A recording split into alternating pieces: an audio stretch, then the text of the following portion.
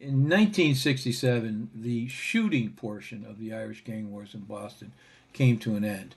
But the ramifications of this long term went on for about two more decades, and it dramatically altered the way organized crime was going up in New England.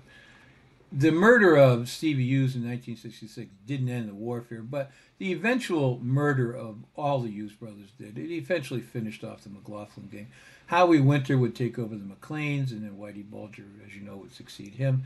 So it was 67 was the last year of the shooting portion, but it didn't end quickly and it didn't end peacefully. It started with the January 15th murder of Billy O'Brien, William L. O'Brien. He was only 40. He was the 38th victim in the gang war since 1964. By the way, that number of 38 gang, that's the bodies they could count, the cops could count. Who knows how many of these guys ended up as fish bait in the ocean and it never made, pardon the pun, a ripple on the stats. O'Brien apparently had stopped his car to talk to someone. He rolled the driver's side window down halfway. Those two neighborhood kids across the street were watching. When he did, whoever he stopped to talk to jammed a 38 into the half open window and put six or seven bullets in the left side of O'Brien's head. The bullets passed through his body, smashed the passenger side window, got stuck in the door. They powder burned his body too, his face anyway. O'Brien was out on a $25,000 bail for armed robbery, but also for passing counterfeit monies. And the rumor was that O'Brien, when they got him for passing bogus money, he said he found the money in a car he had stolen. Well, yes and no. He didn't just find the car. The car apparently belonged to a made member of the Patriarcha mob who more than probably had the counterfeit money in there, who, and no doubt O'Brien knew about it, and that ended up as a result of his murder. O'Brien had served time in Danbury Federal Pen in 1956 for a bank robbery. In early January 3, actually, 1967, they got him on an $86,000 holdup of the Sitka oil terminal over in Quincy, Mass. He had been arrested a lot in the past. Mostly he enjoyed hijacking. That was his thing. So he ended up dead, and then the murder of the three it was really just a matter of time before somebody took out the Bennett brothers. They just walked. They stepped on too many toes. They were asking to die. Um, it was Edward, Walter, and Billy, the three brothers. They were all murdered in '67. They found Billy Bennett's body was the only body they ever found. He was dumped in a snowbank. They put a bullet through his brain. Edward, they called him Wimpy, and Walter just vanished. Salome and Flemmy said they did it, but they could never tell the police where the body was. So a lot of that may have been ego. I'm a big bad gangster and I shot this really bad Bennett brothers, or maybe they were covering for someone. But if they were, why? So I think they probably just lied, basically. So they did loan sharking mostly, a lot of gambling. Some of it was run out of Walter's Lounge, but most of it that was the name of the place, Walter's Lounge, named after Walter, no doubt. But a lot of it was in a place Wimpy owned called Dudley Lounge at 247 Dudley Street in Roxbury. That was the scene of a lot of bad things. There's a guy named Andrew Pappas was knifed to death there in '64. What had happened was Jimmy Flemmy may have had something to do with it. He took the body, dumped it in a gutter. When the cops showed up, he said, "I don't know. This guy was walking down the street, and two guys knifed him and ran away." So they didn't want any problems with their licensing, among other things. What else happened? Let me see. Oh, Georgie McLaughlin came in there with his buddy O'Toole, tried to bust the place up. And Frankie Benjamin, another hood, was murdered there. Eventually, the place was set on fire. Aside from that, the brothers ran a very lucrative racketeering enterprises in Roxbury, Dorchester, South End of Boston. And apparently they had a piece of everything that went down in Roxbury. They also rented themselves out when needed as enforcers and collectors for loan sharks who didn't want to get their hands dirty. Again, while they were all partners, the three brothers were partners in this. Wimpy was the boss. He had been the boss since the '50s when he took over. They were conniving, treacherous, old-school Irish hoods. They called him Wimpy, by the way, because he ate a hamburger every day virtually at this place in Tremont. But the Italians didn't see him as a cartoon figure, the mafia. They called him the Fox because they knew he had this remarkable ability to make money at the slightest opportunity, and that opportunity usually rose out of some sort of tragedy. And because he had no qualms at all about turning a buck on the back of his fellow gangsters, he just had no loyalty to anyone. Henry Reddington, I talked about him in a prior tape. Someone had gone into his home out in the suburbs in the early morning hours of 3, 4 in the morning and shot him to death. He had been a wealthy broker, but he was basically a loan shark. We learned later that what happened was he had Wimpy Bennett had borrowed $25,000 from him, and he got $25,000. He goes to Spike O'Toole, who was with the McLaughlin gang. And he said, by the way, this guy Reddington's fooling around with your wife. So whether it was or what, who knows? O'Toole tracks down Reddington and kills him. So now Bennett's got $25,000 you don't have to pay back. And the murder went down, Reddington, as another victim of the Irish gang war, which it was, but, it really was just a clean murder. Unlike, like his brothers, Wimpy was paranoid really to the extreme. He probably wasn't too tightly wound together. He was also extremely careful. When he spoke in public, he covered his mouth with his hands or with his newspaper, he always said. By the way, all three brothers always carried loaded weapons with them. Wimpy also hired lip readers from across the country so they couldn't be recognized. And he'd have them follow around the Italian gangsters and read their lips and report back to him what was going on. They had aligned during the Irish Wars. Bennett's aligned with the Winter Hill Gang. Of course, they were the winning side.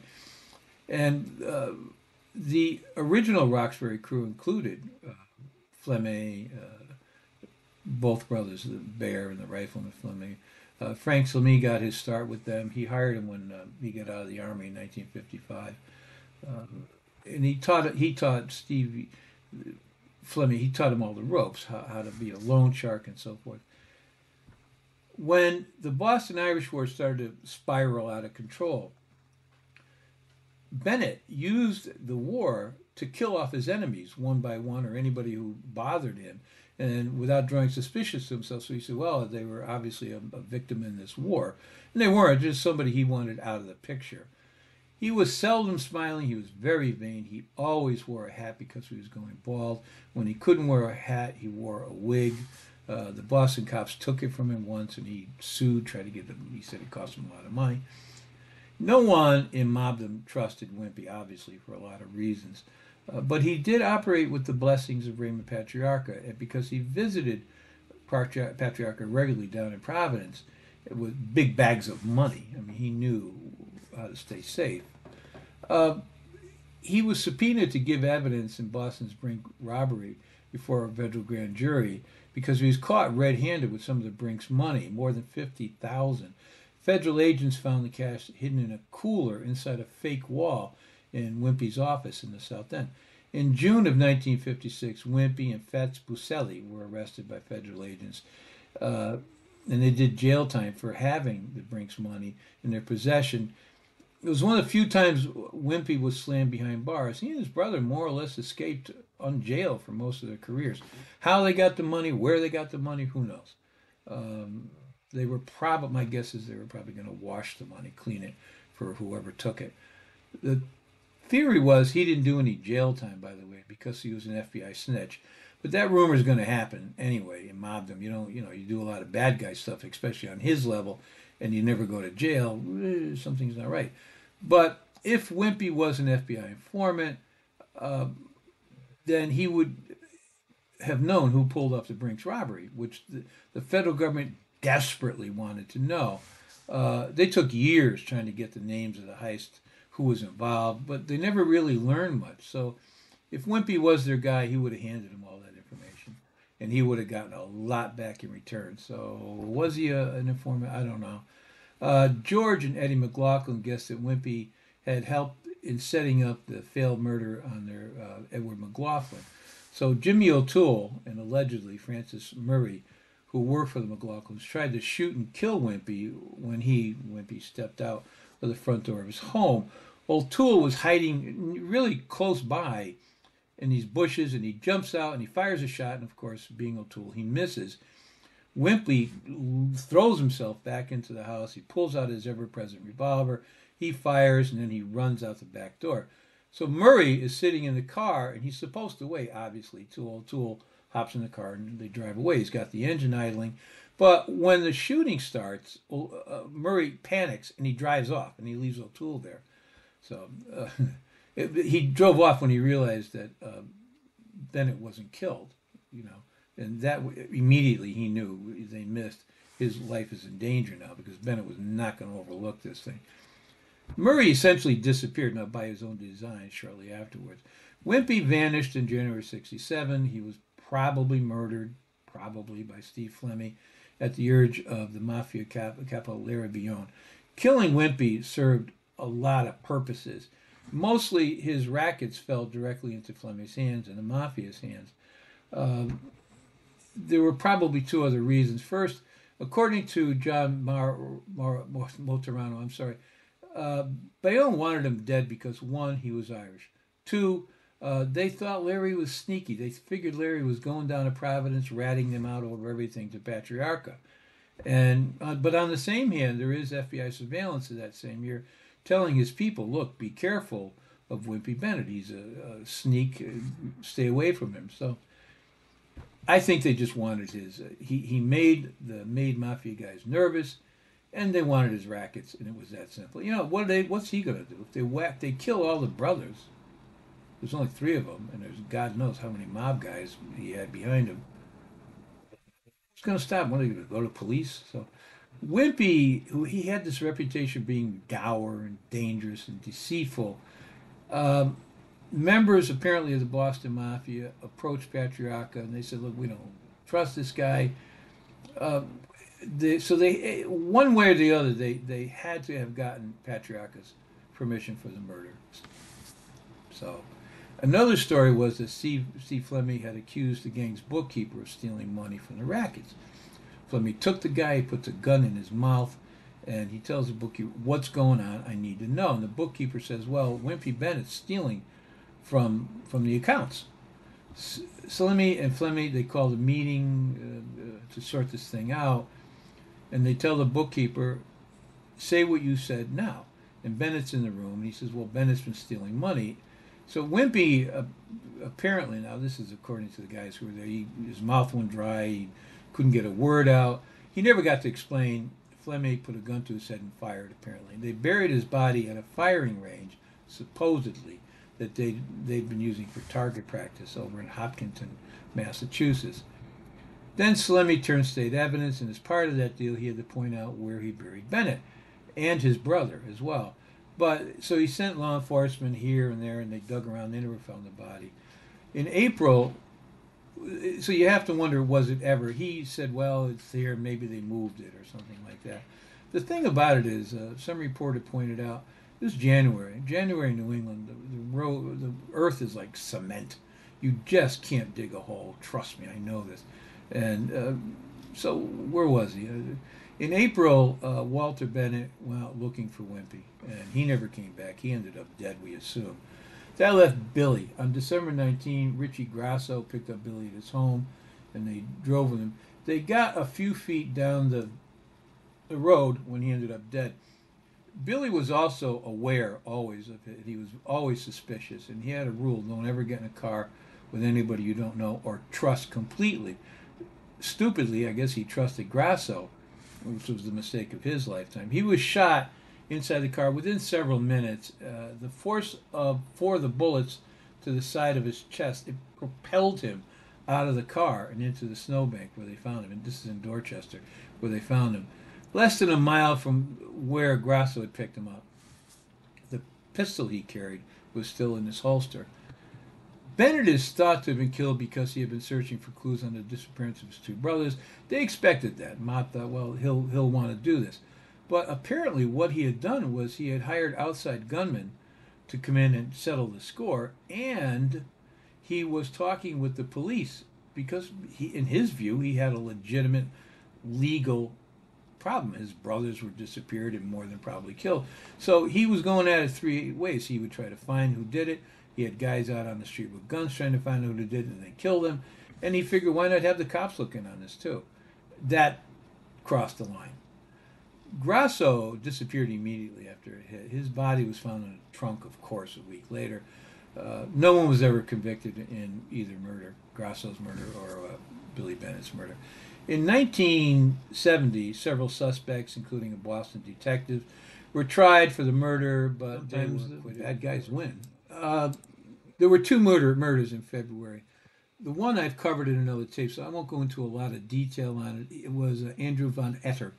Etter, they called him the Baron, and were ridiculing him, was an associate of Wimpy Bennett. Uh, he said he was born in Lithuania. His great grandfather was a war hero in the Russo-Turkish War, and that his father was German nobility. He immigrated with his parents in 1947 in Boston. He became a security guard at a warehouse which had a safe in it, so he figured, I'm here, I may as well crack the safe and make off with the money.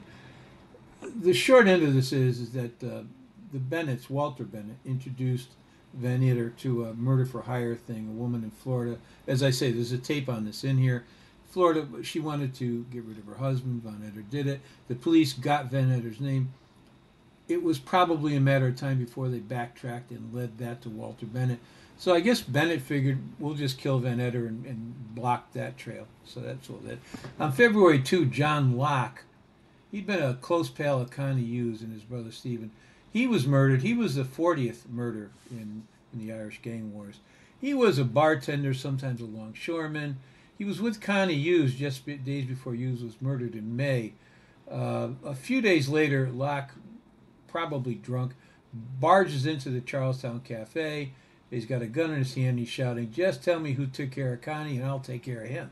Well, that didn't happen. Two customers beat him with baseball bats, threw him out in the streets.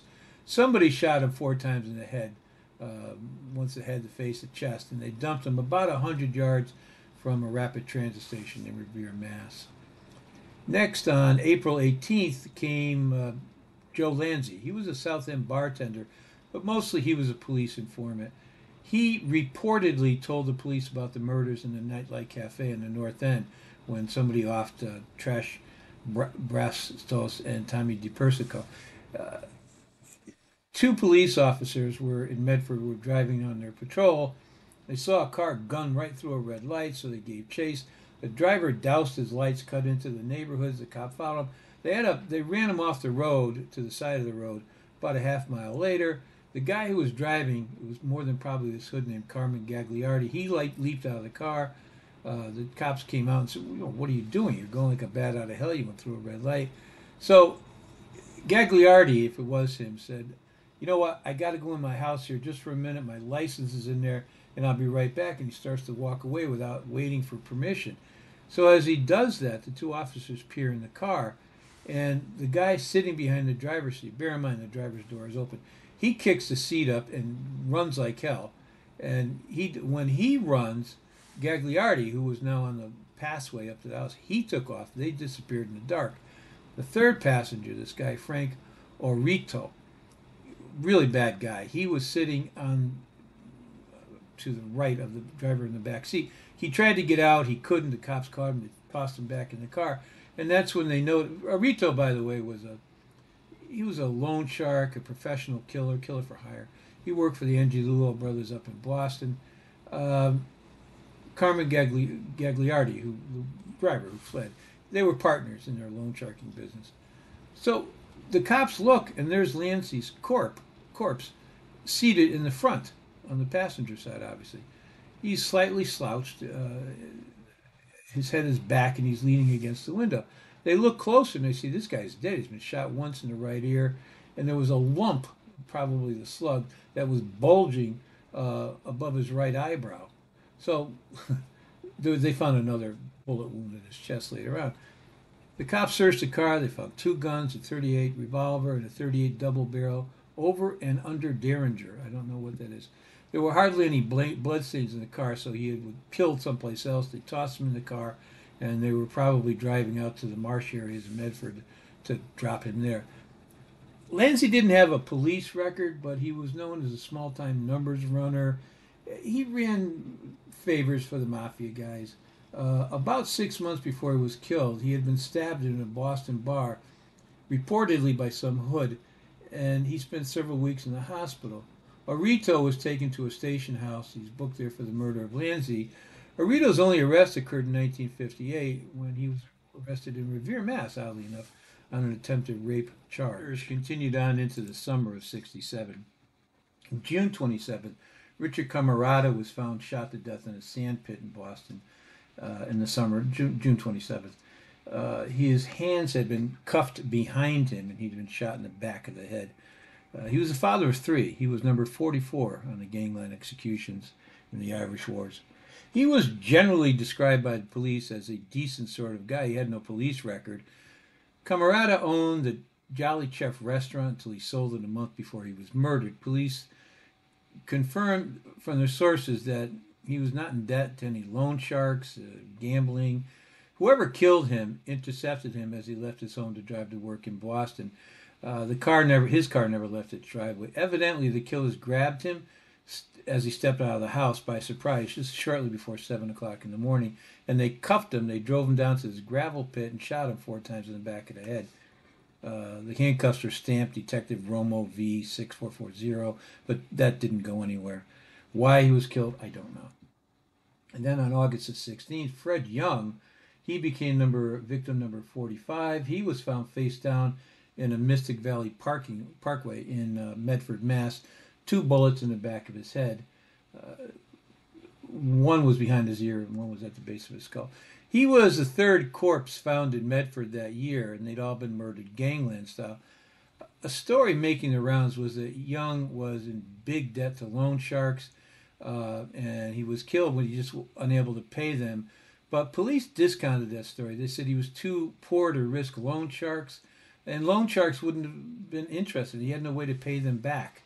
So why he was killed, who knows? Young spent a short life, just 38 years in obscurity. He drifted from job to job. He was a paper hanger for a while. He served time in jail for passing bad checks and for drinking. He drank mostly alone in bars in the Somerville Square. He was paroled from Walpole's state prison in 1966 for passing bad checks. And that was the only sort of crime he ever committed. He lived with his mother, so he's another mystery death. On December 1, John M. Havlin was killed by 7 bullets, and he was gangland number 42. His body was dumped in a remote section of the Jamaica Plains. 4 bullets were fired into the back of his head, just like all the others, although they did shoot him in the chest and abdomen. He was shot while he was sitting down, so he's probably in a car, and then they dumped the body just a few minutes before it was discovered, because when police got there it was still warm. He was only 29. He had a police record that went back 14 years, including 2 terms. He spent his life drifting from job to job, town to town. He was on the fringe of society. He was sentenced in 1961 to 68 years for a $1,300 armed robbery of a liquor store in Medford. He was paroled 2 years later. He was returned to prison in 64 for another parole violation for carrying a loaded pistol and burglar tools. And then in the early 60s, Havlin was known to police to be a contact guy for Buddy McLean of the Summerfield gang leader. At the time of his death, Hamlin was free on a $1,000 bail for a probable cause hearing on several charges, including threatening a cafe owner and a bartender, ham-fisted attempt to shake down a bar in Cambridge. He walked in and he said, "I'm going to take this place over." He slapped the bartender. He says, "I'm going to take over. You're going to pay me $100 a week." Well, it doesn't really work that way. What the police found out is that a week before he tried to shake this place down, he had gotten a pretty bad beating over in Cambridge. He probably, they think, owed money to loan sharks he wouldn't pay off, and they just thought, well, we're not going to get our money back, so we'll take some blood out of this guy. Apparently, he went to the police and he said, "This is the guy that hit me." So they had the name of the guy that worked him over. Some people think that's why he was killed. I don't think so. I think he went into a protected bar in Cambridge. They were protected, who knows, by the mafia, some independent group maybe. And he just tried to shake down the wrong place. Richard Grasso, I had discussed him earlier on. He's the one who took Billy Bennett for his last ride. Grasso, who was 34, he ended up dead. They found him in the trunk of his Buick. He was known as just a 2-bit punk. He was really not a lot about this guy that anybody cared about. He was in the trunk. His pants were gone. He was facing up, 2 bullets in his head. The car had been towed to the Brookline police garage. And then somebody smelled the corpse and they opened it and there he was. Police theorized that Grasso was killed basically for betraying Billy Bennett. 3 hours before the Grasso was killed, Walter Elliott, who was 28, another minor underworld figure, was under police guard in Boston City Hospital with 2 gunshot wounds to the stomach. Elliott escaped in what police regard as a rare instance of faulty underworld marksmanship. Elliott was gunned down shortly after 9 p.m. while walking the corner of B and 4th Streets close to his home. Less than 3 hours later, police believe an attempt was made on his life to prevent him from talking about something. Elliott he was a convicted robber, armed robber, and he had a lot of other crimes under his belt, starting as early as 1957. He was sentenced to the Concord Reformatory, where he was implicated as a ringleader in a riot led by convicts. He started the riot. Elliott was taken out of Concord in 1953 to stand trial in Middlesex County on a charge of assault with dangerous weapon. He was convicted and sentenced to 9 to 10 years at Walpole State Prison. It was at Walpole he believed that Elliott met his associates in gangland.